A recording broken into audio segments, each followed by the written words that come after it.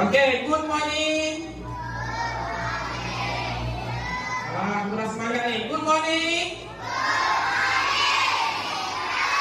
How are you today?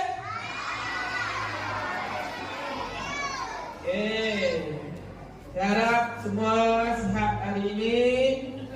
Tidak ada yang sakit. Excited tak mai sekolah hari ni?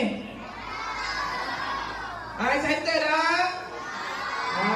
I'm very excited. Okay. So first and foremost, saya akan bagi sedikit keterangan tentang apa yang berlaku pada minggu ini dan juga sedikit tentang disiplin awak lah. Yang penting disiplin. Okay, pertama saya perkenalkan diri saya. Saya introduce myself. Okay, my name is Edward bin Zainudin, your new